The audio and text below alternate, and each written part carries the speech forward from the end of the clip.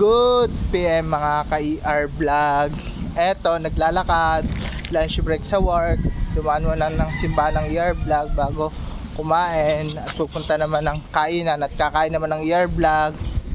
At ito lagi ang pangako ng ER vlog sa simbahan tuwing lunch break, ang dadaan muna bago kumain. At ayan, naglalakad naman ng ER vlog. Eto. At maraming salamat po pala sa inyo pong walang sawang pagsuporta sa ER vlog. Sana patuloy nyo po laging suportahan ng ER vlog.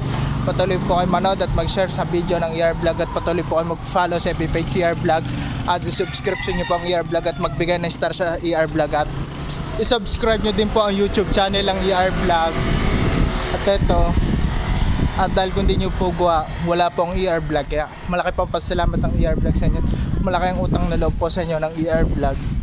Lahat po na nakakamit ng blessing ng ER vlog ay dahil po sa inyo. Eto, lakad-lakad lang po ang ER vlog.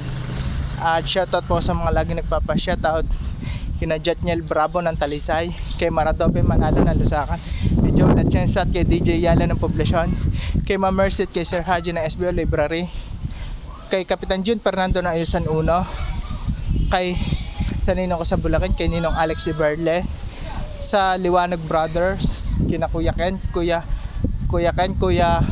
Victor, Kuya Novik, at doon sa isa nilang kapatid na sa mukha ko lang kilala, sa pangalan ni hindi. At kay Ate Alice Lalawigan ng SB, kay Boss Bunny Romulo Mendoza na taga Lusacan pero sa SB nagtatrabaho, kay Tyron Evangelista na pinapa-shoutout lagi sa akin ng aking kaklase na si Eric Belen, kay Kapitan Jun Fernando na yun sa Nuno, kay Ma'am Maros ng MSWD, kay Christian Tano magbawa ng kipot, kay Sweetie Vlog, kay Utoy anak ng inay ng Del Rosario, kay Ma'am Miling Gapus, kay Sir Willie Dado, kay Ortega Vlog ng Quezon City, kay Ma'am Aida de la Puerto, kay Ate Alice Lalawigan ng SB. At ayan po.